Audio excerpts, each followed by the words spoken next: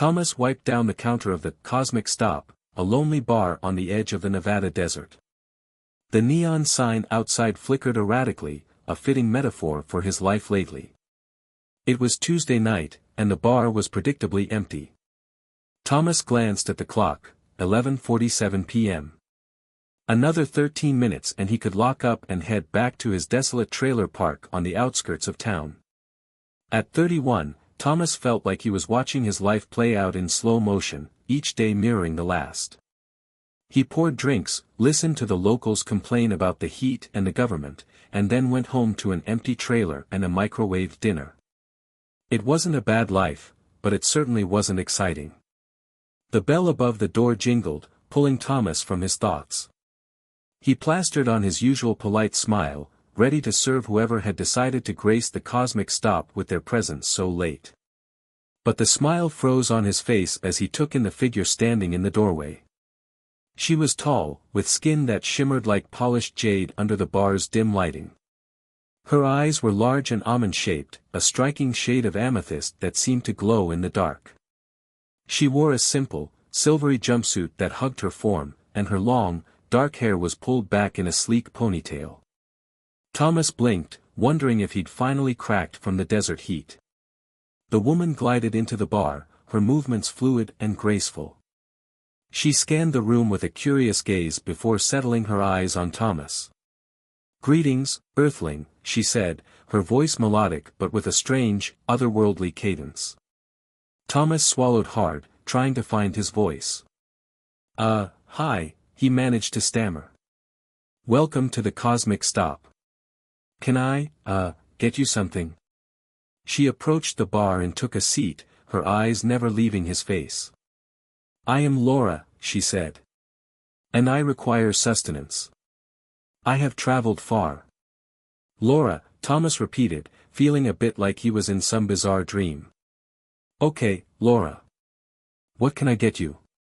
"We have beer, whiskey, some questionable tequila."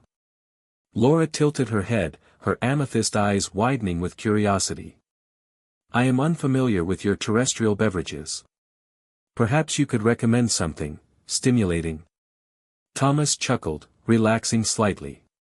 Maybe she was just a cosplayer, someone dressed up for a convention or something. Stimulating, huh? Well, how about a Coca-Cola? It's a classic. Full of sugar and caffeine. Guaranteed to wake you up. Laura's eyes lit up. Coca-Cola? What is this? Coca-Cola, you speak of? Thomas reached into the cooler and pulled out a bottle of Coke, popping the cap with a flourish. He placed it in front of Laura, who regarded it with suspicion. "It's a carbonated soft drink," he explained. It's kind of addictive, actually." Laura picked up the bottle gingerly, turning it over in her hands. She sniffed it cautiously, her nose wrinkling slightly. "It smells unusual," she said. "But I am willing to sample this Coca-Cola." She took a small sip, her eyes widening in surprise. "This is quite extraordinary," she said. "It tingles." Thomas grinned. "That's the carbonation. What do you think?" Laura took a larger gulp, then another. "It is invigorating," she said, a strange expression on her face.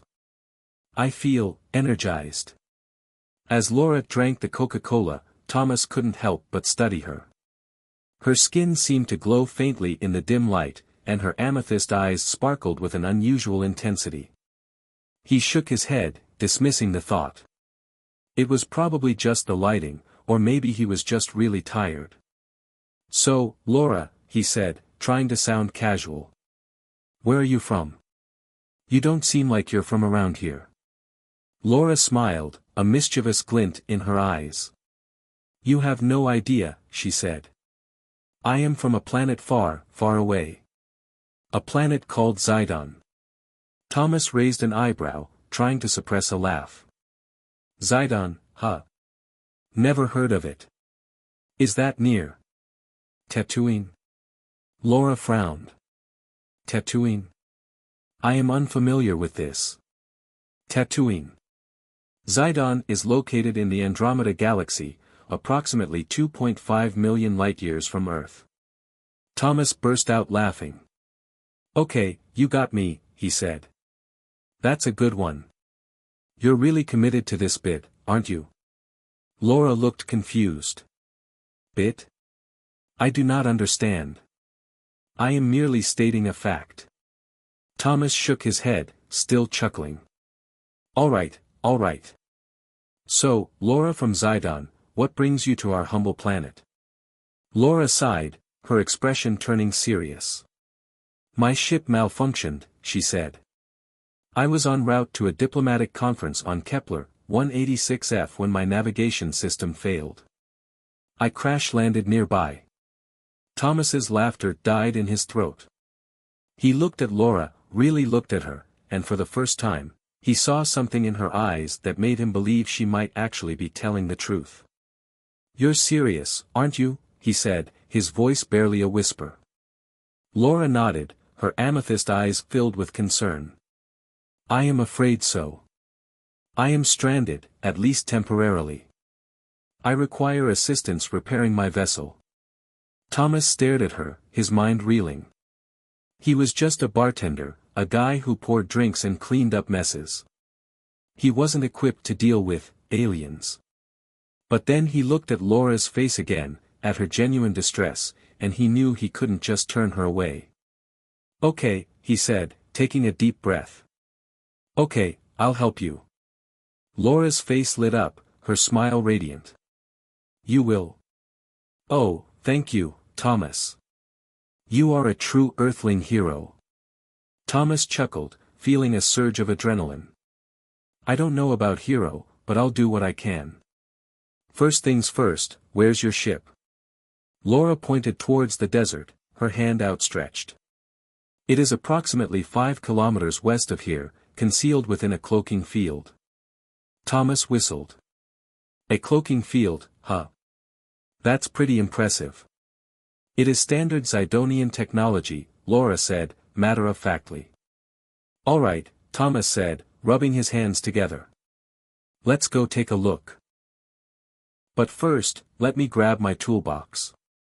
And maybe another Coca-Cola for the road?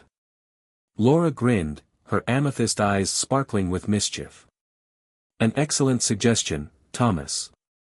This Coca-Cola is proving to be quite addictive. As Thomas went to grab his toolbox, he couldn't help but shake his head in disbelief. He was about to go on an adventure with an alien from another galaxy, all because she had a craving for Coca-Cola. It was the craziest thing that had ever happened to him, and he couldn't wait to see what happened next. They stepped out into the cool desert night, the stars blazing overhead. Thomas felt a sense of excitement he hadn't felt in years. Maybe his life wasn't so boring after all. Lead the way, Laura, he said, his voice filled with anticipation. Let's go fix your ship.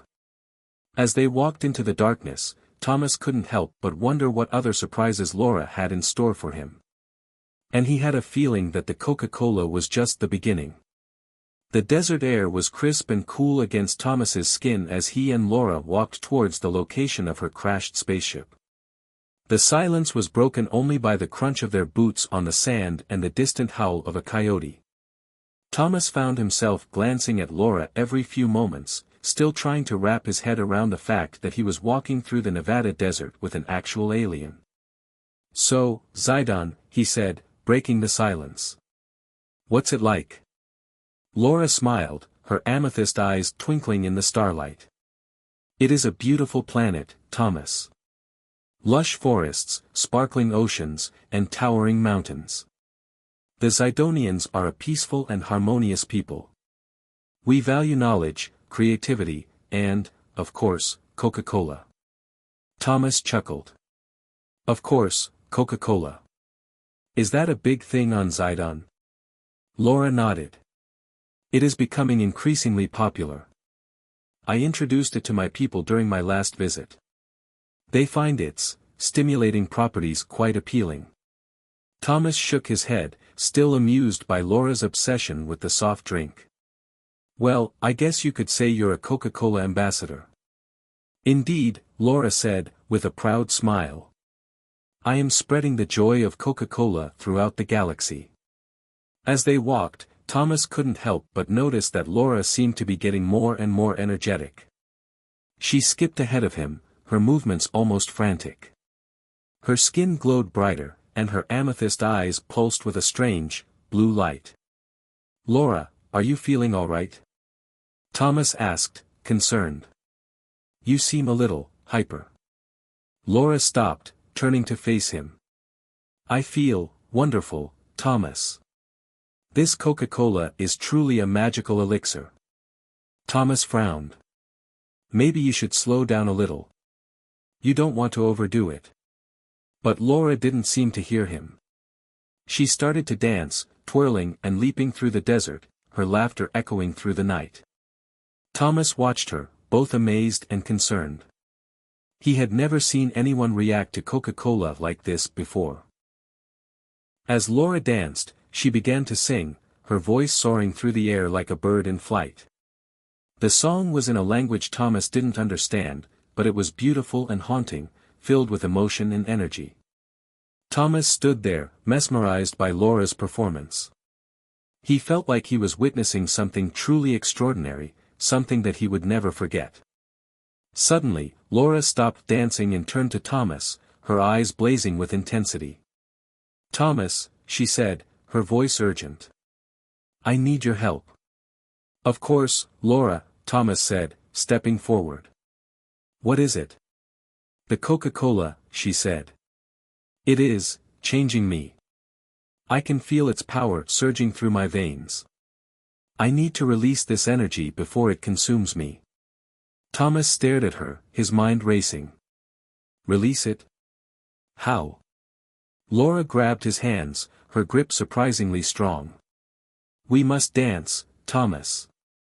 We must dance until the energy is released. Thomas hesitated for a moment, unsure of what to do. But then he looked into Laura's eyes and saw the desperation in her face. He knew he had to help her, no matter how crazy it seemed. Okay, Laura, he said, taking a deep breath. Let's dance. And so, in the middle of the Nevada desert, under the light of the stars, Thomas and Laura began to dance. They danced wildly, their bodies moving in sync, their energy flowing together.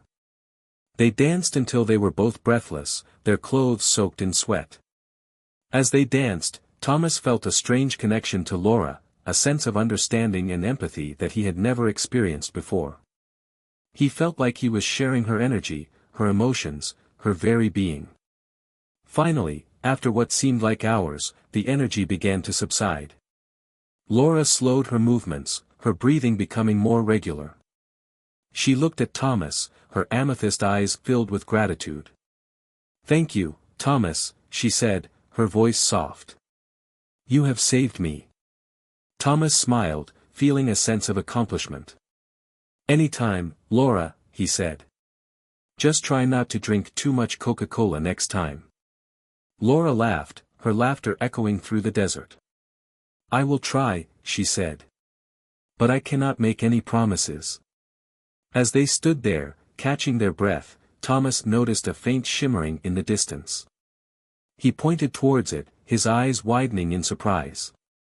Is that your ship? He asked. Laura nodded, her amethyst eyes sparkling with excitement. Yes, Thomas. It is time to begin our adventure. Thomas looked at the shimmering spaceship, then back at Laura. He knew that his life was about to change forever. And he couldn't wait to see what happened next. The interior of Laura's ship defied logic. From the outside, it looked like a giant, iridescent bubble, but inside, it was a sprawling network of corridors and chambers, shimmering with soft, ethereal light. Thomas gaped, trying to reconcile what he was seeing with his understanding of physics. Welcome aboard the Stardust Drifter, Laura said, gesturing grandly. She may not look like much, but she's got it where it counts. Thomas swallowed, still trying to process the impossible space. Right, he said. So, where do we start? First, We need to fix the navigation system, Laura explained, leading him down a twisting corridor. It's a complex system, but I think with your help, we can get it back online. They arrived at a central chamber filled with glowing crystals and pulsating energy conduits. Laura explained that the ship's navigation system relied on quantum entanglement and hyperspatial manipulation, terms that were completely foreign to Thomas. But Laura patiently explained the basics, using analogies and diagrams that somehow made sense, even if he didn't fully grasp the underlying science. Thomas spent the next few hours tinkering with wires, recalibrating crystals, and rerouting energy flows under Laura's guidance. He was surprised at how quickly he picked things up, his hands moving with a newfound confidence. He'd always been good with machines, but he'd never worked on anything quite like this before. As they worked, Laura told him more about Zidon and the Zidonian people. They were a highly advanced civilization, dedicated to exploration, knowledge, and, of course, the pursuit of delicious beverages. They had discovered the secret to interstellar travel centuries ago, using a combination of quantum physics and ancient Zidonian mysticism. We believe that the universe is a living entity, Laura explained. And that by understanding its rhythms and energies, we can travel safely between the stars. Thomas listened intently, fascinated by Laura's stories. He realized that he was learning more in a few hours than he had in his entire life back on Earth. As the hours passed, Thomas began to feel a strange sensation, a tingling in his skin, a buzzing in his mind. He looked at Laura, and he could see that she was experiencing something similar. "The ship is adapting to you, Thomas," she said, her amethyst eyes glowing. "It is sensing your energy, your intentions. It is becoming attuned to you." Thomas didn't know what to make of that, but he couldn't deny the feeling. He felt more connected to the ship, more connected to Laura, than he had ever felt to anything in his life. Finally, after what seemed like an eternity, they managed to get the navigation system back online. The crystals in the central chamber pulsed with renewed energy, and the ship hummed with a newfound vitality. "We did it!" Laura exclaimed, throwing her arms around Thomas in a hug. "We fixed the Stardust Drifter." Thomas grinned, feeling a surge of pride. "Yeah, we did," he said. "So, where to now?" Laura stepped back, her expression turning serious. "Now, we embark on a journey across the quantum divide," she said. "A journey that will test our courage, our skills, and our friendship." Thomas swallowed, feeling a mix of excitement and apprehension. "The quantum divide? What's that?" Laura explained that the quantum divide was a region of space where the laws of physics were fluid. It was a place of infinite possibilities, where anything could happen. It was also incredibly dangerous. "We must be careful, Thomas," she said. "The quantum divide is not for the faint of heart." Thomas nodded, steeling his resolve. "I'm ready," he said. "Let's do it." Laura smiled, her amethyst eyes sparkling with determination. "Then let us begin our journey across the quantum divide." Laura led Thomas back to the control room, a circular chamber filled with glowing screens and intricate controls. She strapped herself into the pilot's seat, and Thomas took the co-pilot's chair beside her. "Are you ready, Thomas?" Laura asked, her voice filled with excitement. Thomas took a deep breath. "Ready as I'll ever be," he said. Laura flipped a series of switches, and the ship began to vibrate. The screens in front of them flickered to life, displaying a swirling vortex of colors. "Here we go," Laura said, her voice barely audible above the rising hum of the engines. Entering the quantum divide. The ship lurched forward, plunging into the swirling vortex. Thomas felt a strange sensation, like his body was being stretched and compressed at the same time. The colors on the screens intensified, swirling around them in a dizzying kaleidoscope. He looked at Laura, but her face was obscured by the swirling light. He reached out to grab her hand, but his fingers passed right through her.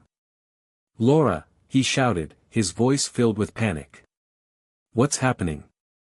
Laura's voice echoed in his mind, calm and reassuring. Do not be afraid, Thomas. It is merely a temporary distortion of perception. We are entering a realm where reality is malleable.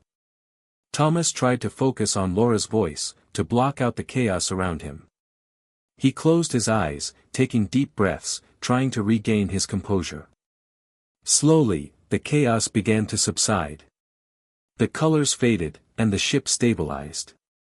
Thomas opened his eyes, and he could see Laura sitting beside him, her amethyst eyes filled with concern. "Are you all right, Thomas?" she asked. Thomas nodded, his heart still racing. "Yeah, I think so," he said. "What was that?" Laura smiled. "That, my friend, was the quantum divide. We are now in a region of space where anything is possible." Thomas looked out the viewport, and his jaw dropped. The stars were gone, replaced by a swirling, multicolored nebula that stretched out in every direction. It was the most beautiful and terrifying thing he had ever seen. "Welcome to the realm of infinite possibilities, Thomas," Laura said. "Our adventure has only just begun." As they ventured deeper into the quantum divide, Thomas and Laura encountered strange and wondrous phenomena. They saw planets made of crystal, stars that sang, and creatures that defied description. They navigated through asteroid fields that shifted and changed, dodged energy storms that could vaporize a ship in seconds, and outsmarted space pirates who preyed on unsuspecting travelers. Through it all, Thomas and Laura relied on each other, their bond growing stronger with each challenge they faced. Thomas discovered that he was capable of more than he ever thought possible, and he found a sense of purpose he had never known before. But the quantum divide was not without its dangers. One day, as they were exploring a particularly volatile region of space, the Stardust Drifter was caught in a quantum storm. The ship was tossed and turned, its shields flickering and failing. Thomas and Laura struggled to maintain control, but the storm was too powerful. Suddenly, the ship was struck by a bolt of quantum energy. The lights flickered, the engine sputtered, and the Stardust Drifter went dead. Thomas and Laura were thrown from their seats, slamming against the walls of the control room. They lay there, bruised and disoriented, as the ship drifted helplessly through the quantum divide. "Laura!" Thomas shouted, struggling to his feet. "Are you all right?" Laura groaned, pushing herself up from the floor. "I think so," she said. "But the ship, it's not good."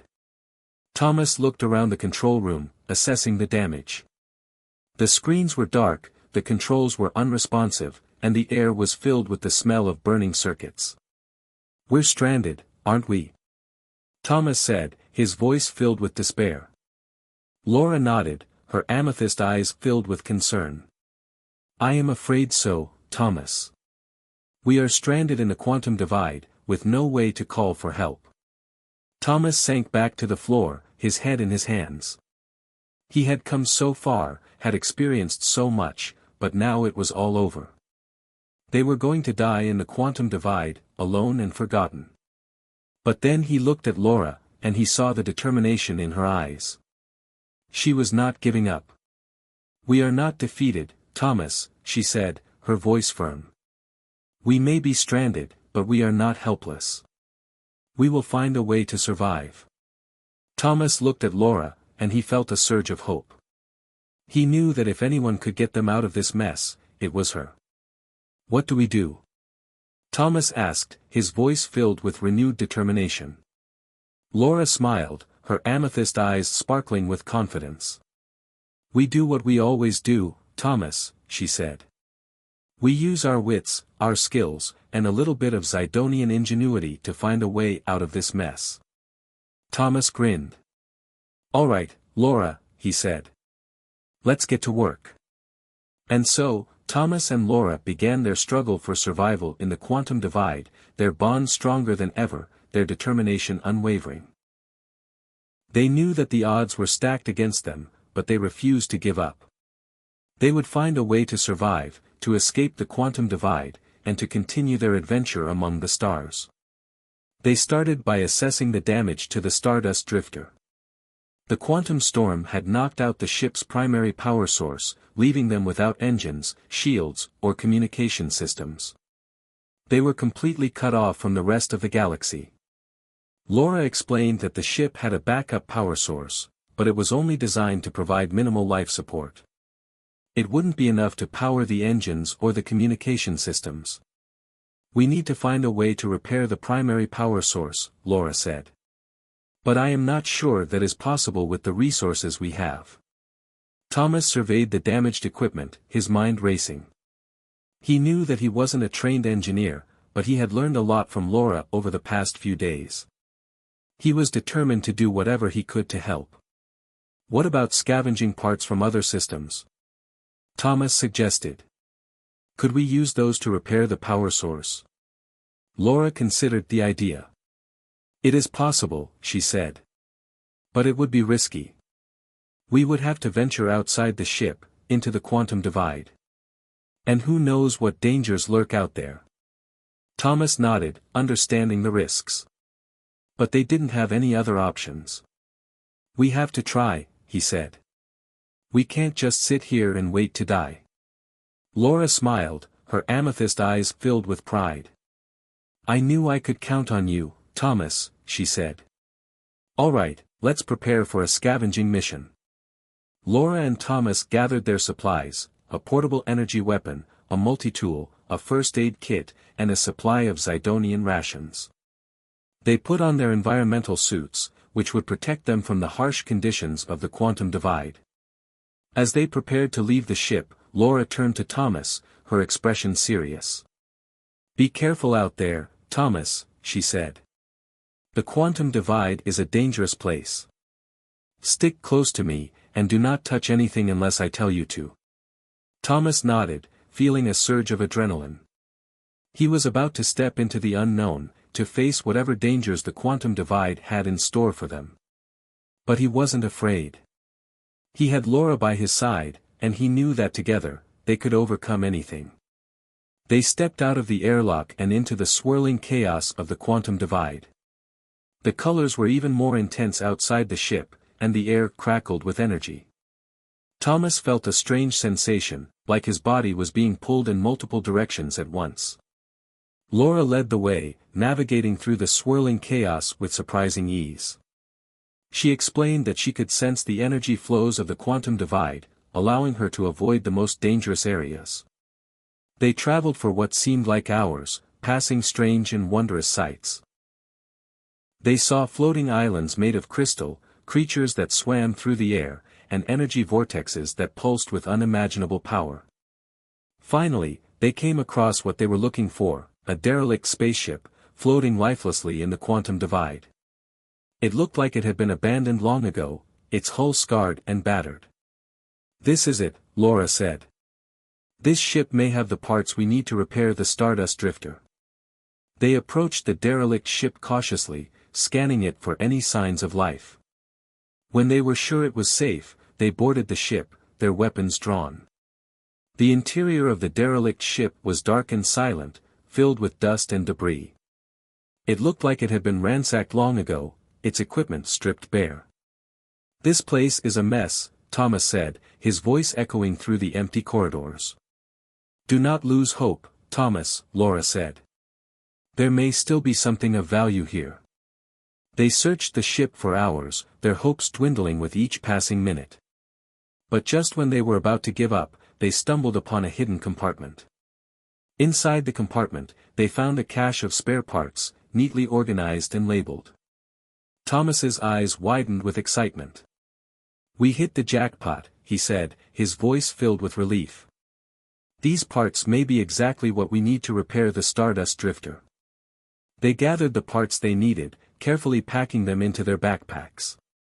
As they prepared to leave the derelict ship, Thomas couldn't help but feel a sense of gratitude.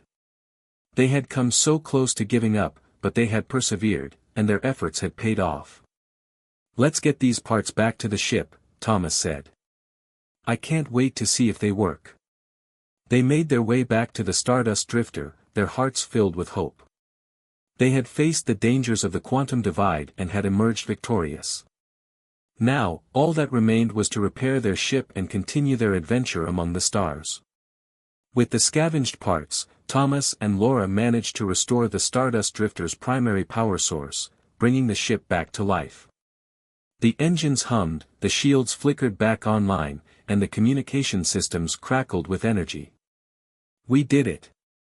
Thomas exclaimed, throwing his arms around Laura in a celebratory hug. "We're back in business." Laura smiled, her amethyst eyes sparkling with pride. "Indeed, Thomas," she said. "But our troubles are not over yet."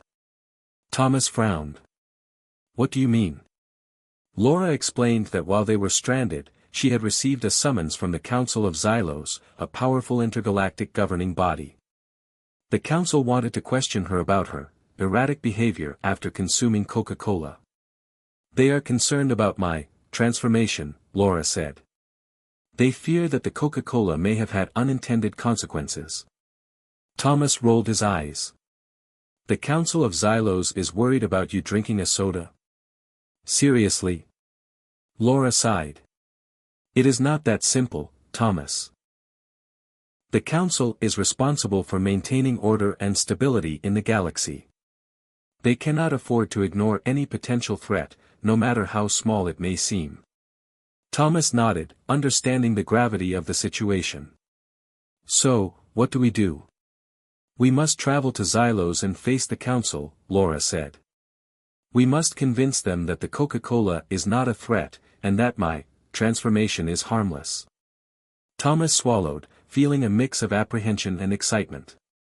He was about to go to an intergalactic summit, to defend Laura and her love of Coca-Cola before the most powerful beings in the galaxy.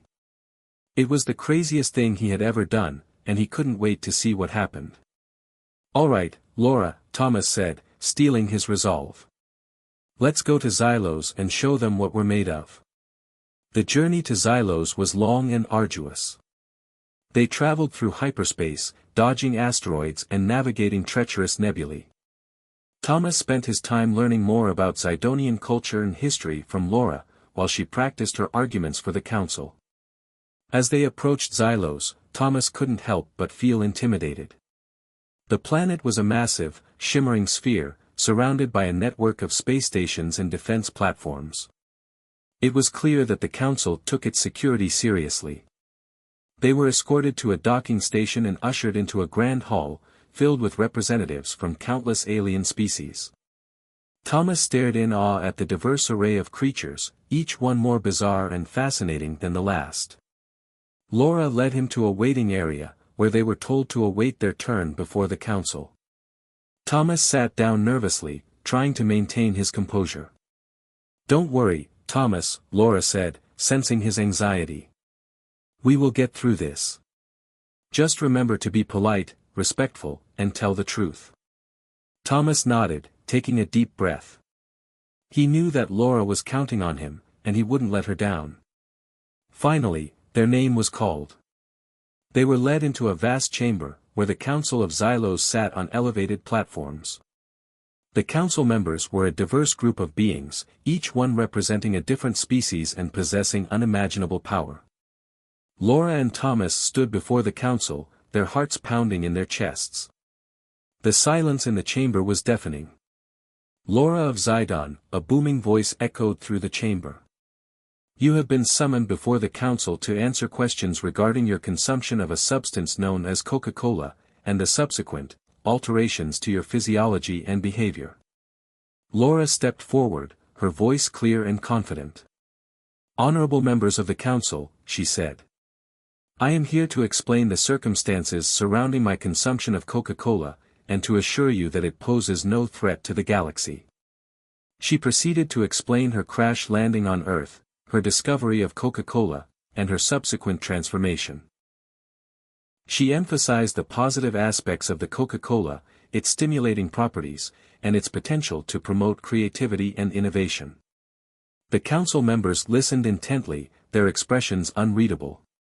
When Laura finished her explanation, they began to ask questions, probing her about the Coca-Cola's chemical composition, its potential side effects, and its long-term impact on the galaxy. Laura answered their questions patiently and honestly, providing scientific data and anecdotal evidence to support her claims. Thomas watched in admiration, impressed by her knowledge and her eloquence. Finally, one of the council members turned to Thomas, his eyes piercing and intense. "And you, Earthling," he said. "What is your opinion on this matter? Do you believe that Coca-Cola is safe for intergalactic consumption?" Thomas swallowed hard, feeling the weight of the council's gaze upon him. He knew that his answer could determine Laura's fate, and the fate of Coca-Cola throughout the galaxy. He took a deep breath and spoke from the heart. "Honorable members of the council," he said. "I am just a simple bartender from Earth.